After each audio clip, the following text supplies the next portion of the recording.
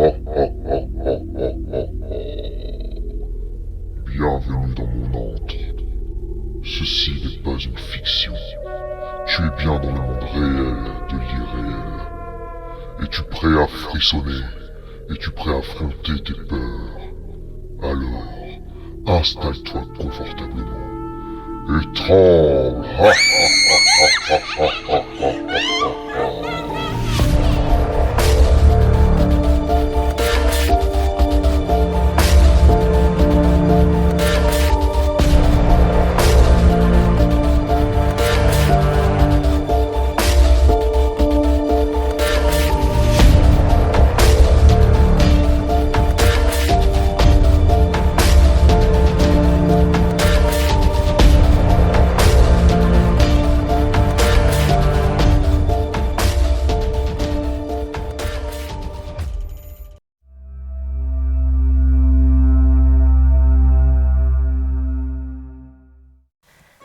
Andreas Báthory habite sur les vastes terres du château de Bran, le château de Dracula en Transylvanie, et il se présente comme un vrai vampire. L'histoire a commencé quelques années plus tôt, quand le tristement célèbre Vlad Tepes, prince de Valachie, est venu le visiter en rêve. Il y a 4 ans, il est venu me voir dans mes rêves. Il était dans une pièce sombre et m'appelait « mon fils ». Je ne crois pas être vraiment un descendant de Vlad Tepes, mais plutôt qu'il m'a choisi pour transmettre son message et ses traditions à la nouvelle génération. Après cette nuit, j'ai apporté une offrande à l'endroit où il a été tué, et il m'a dit « ta vie va changer pour toujours ». Et en effet, sa vie a changé. Depuis, Andreas, qui travaille comme psychologue et créateur de mode, a été élu dirigeant du clan de l'Ordo Dracul. Un groupe qui prétend avoir été formé l'année de l'assassinat de Vlad Tepes, en 1476. Ses membres boivent du sang. Mais ils n'ont pas besoin de chasser leurs victimes. Des donneurs, qu'ils appellent les cygnes noirs, leur offrent gracieusement leur sang. Ils sont si nombreux qu'Andreas n'a jamais eu besoin d'en chercher. Nous ne nourrissons que de donneurs consensuels. Vous seriez surpris du nombre de personnes qui s'offrent librement à vous si vous leur faites savoir que vous êtes un vampire. Croyez-le ou non, je ne demande jamais, et peu d'entre nous doivent le faire. Les gens s'offrent à nous de leur plein gré.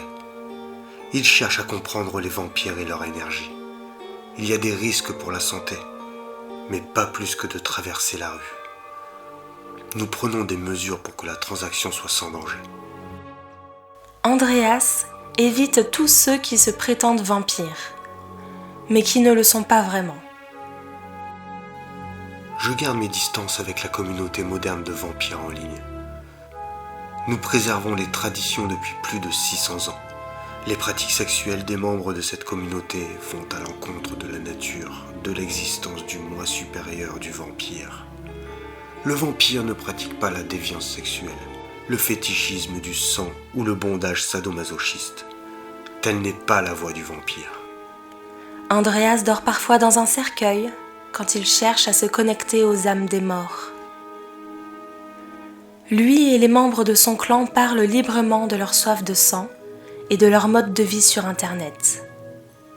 Mais ils ne sont pas toujours compris.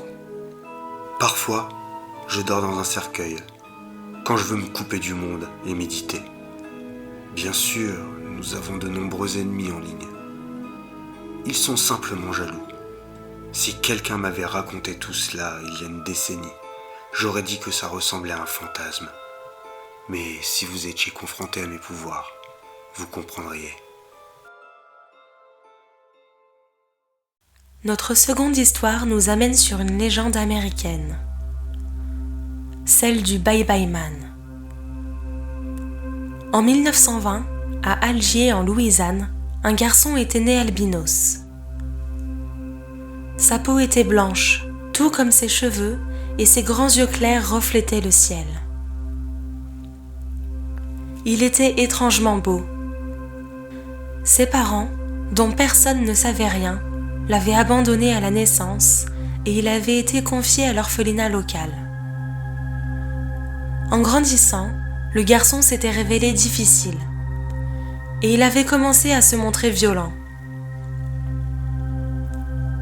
Certains enfants le craignaient, d'autres le tourmentaient. Il n'avait pas d'amis. Il avait essayé de s'enfuir de l'orphelinat à plusieurs reprises, mais il avait toujours été retrouvé et ramené. Une nuit, il avait poignardé une infirmière avec une grande paire de ciseaux et plus personne n'avait jamais entendu parler de lui. Il vivait comme un vagabond, suivant les lignes de chemin de fer et sautant de train en train pour se déplacer. Laissant libre cours à ses instincts, il avait commencé à tuer au hasard de ses rencontres. Des cadavres horriblement mutilés avaient été retrouvés dans tout le pays, ou tout du moins dans le sud. Des rumeurs avaient alors commencé à courir sur un albinos qui était souvent observé sur les lieux du crime, le long des voies ferrées. Il était devenu une légende, une sorte de monstre dont on chuchotait le nom. Les témoins, pour la plupart des employés du chemin de fer, parlaient d'un homme. Mais était-il encore humain, au visage livide, aux longs cheveux blancs et aux lunettes noires? Il était toujours habillé de la même façon. Il portait toujours, été comme hiver, un grand manteau de cuir et un chapeau à large bord. L'un de ses poignets était agrémenté d'un tatouage, et dans sa main osseuse et blanchâtre, il tenait un sac en bandoulière. Il lui servait à transporter les langues et les globes oculaires prélevés sur ses victimes. Au fil du temps, sa vue s'était détériorée. Il était devenu aveugle et il avait commencé à développer certaines capacités psychiques. À chaque fois que quelqu'un pensait à lui ou disait son nom à haute voix, alors il l'entendait et il prenait le train pour se rapprocher de lui. Leurs pensées le guidaient comme un phare dans la nuit. S'il s'arrêtait de penser à lui, alors il les perdait. Pour l'aider dans sa tâche, il s'était fabriqué un compagnon, cousant littéralement les langues et les globes oculaires ensemble. Il avait réussi à lui donner vie grâce à ses connaissances en magie noire, ou peut-être en vaudou. Personne n'en était sûr. Il l'appelait le Gloomsinger. Quand il arrivait dans une ville où il avait été appelé, le Bye-Bye Man envoyait son chien maléfique sur le malheureux qui avait pensé ou parlé de lui. Certains ne savaient même pas d'où il connaissait son nom. Une fois sa proie localisée, le Gloomsinger se mettait à siffler d'une manière particulière pour prévenir son maître. Il était ses yeux. L'épouvantable créature se détériorait en permanence, et le Bye-Bye Man devait tuer sans cesse pour se procurer les langues et les globes oculaires nécessaires à sa restauration. « Où est le Bye-Bye Man maintenant ?» demanda un soir Ellie. « Chicago !» lui répondit aussitôt l'esprit du Ouija. « Il vous connaît, il se rapproche. » Horrifiée, Catherine enleva précipitamment ses doigts de la planchette. Elle n'en pouvait plus de toutes ces histoires. Ils tentèrent de la raisonner, mais aucun de leurs mots ne put la rassurer. Alors, comme elle refusait obstinément de continuer, et qu'il n'avait de résultat qu'en sa présence, le Ouija retourna au grenier. Les trois amis avaient été terriblement affectés par l'expérience. Toutes les nuits, d'abominables cauchemars les réveillaient, paniqués et en sueur, à 3 heures du matin. Un week-end, Ellie et Catherine se rendirent à un concert à Wausau, dans le Wisconsin. Ils marchaient le long du pont ferroviaire de l'île de Baker Stewart, plus connu sous le nom de Body Island, parce que les corps des bûcherons morts étaient autrefois lavés sur une rive en amont. Quand Ellie aperçut une tortue dans la rivière, excitée, elle décida de descendre pour l'observer de plus près, et Catherine l'attendit sur le pont. En son absence, un sifflement strident se fit entendre, qui commença à se rapprocher, et elle pensa aussitôt au Bye-Bye Man. Terrifiée, elle se mit à courir à toute vitesse, et elle s'enfuit, sans même prévenir Ellie. Peu de temps après, Ellie et Catherine se séparèrent, et elle commença à sortir avec John. La nuit suivante, John dormait profondément, quand des coups sourds résonnèrent à sa porte. « Hey John, viens! On sort pour le petit déjeuner !» lui cria une femme depuis le couloir. Sa voix ressemblait étrangement à celle de Catherine. Il ouvrit les yeux. La chambre était toujours plongée dans l'obscurité. Troublé, il jeta un rapide coup d'œil à son réveil. 3 heures du matin. Un peu tôt pour aller prendre un petit déjeuner. Une nouvelle série de coups retentit, et soudain il se souvint. Catherine et Ellie se trouvaient dans le Wisconsin. Brusquement paniqué, il se leva précipitamment de son lit, mais dans son affolement, il se prit les pieds dans ses draps et s'effondra sur le sol. Comme il était allongé, la tête tournée vers la porte, il distingua 2 ombres par l'interstice, une grande et une petite. Et l'idée lui vint que le Bye-Bye Man était venu le chercher. Il avait pensé à lui à de nombreuses reprises. Il ne pouvait pas s'empêcher de penser à lui.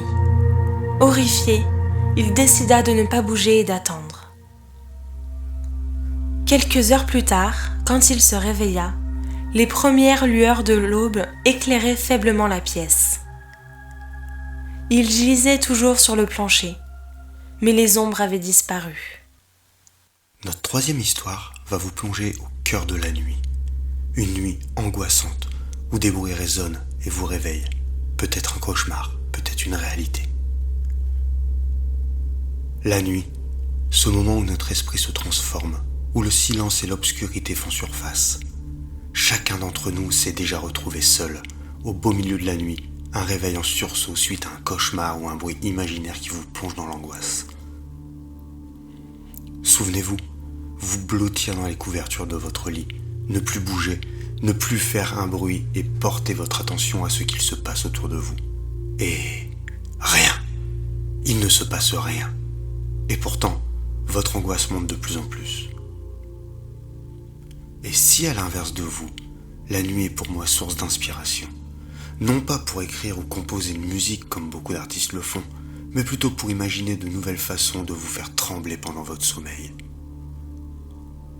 Imaginez-vous que vous vivez au centre-ville ou au village, à 3 heures du matin. Un silence pesant qui vous permet de vous reposer au mieux et soudain, quelqu'un tambourine à votre porte, non-stop, de plus en plus fort. C'est là, à ce moment précis, que le sursaut fait surface, que la peur entre en jeu.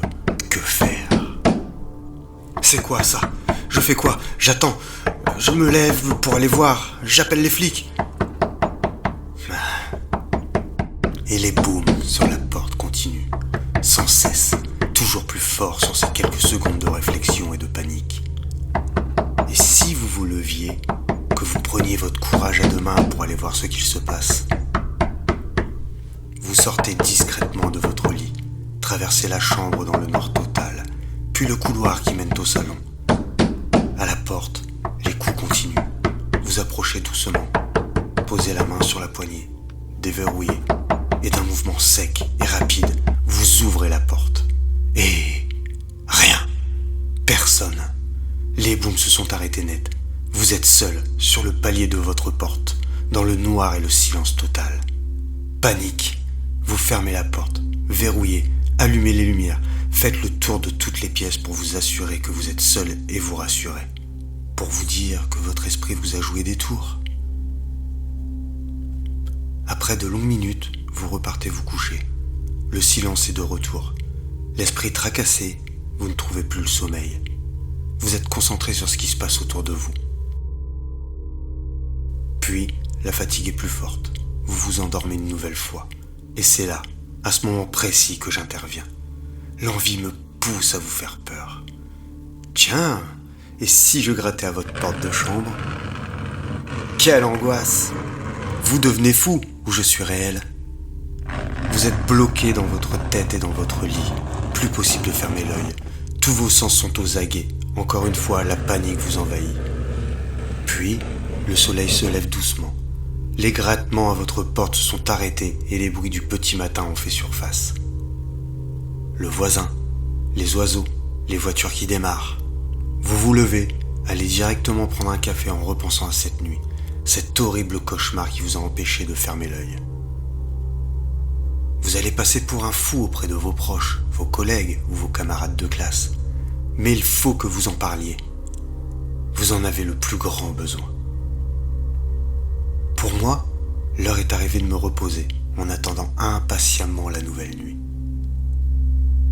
Ce soir, je serai de nouveau présent, près de vous. Mais cette fois, vous me verrez. Oh oui, j'ai tellement envie que vous me voyiez, planté devant votre fenêtre, sans bouger ni même sourciller, vêtu de ma longue cape noire. Pensez bien rester dans le noir si vous voulez m'apercevoir. Je fuis la lumière. Ou c'est plutôt la lumière qui m'efface. Mais vous n'allez pas passer votre vie dans la lumière, hein? Alors, à ce soir.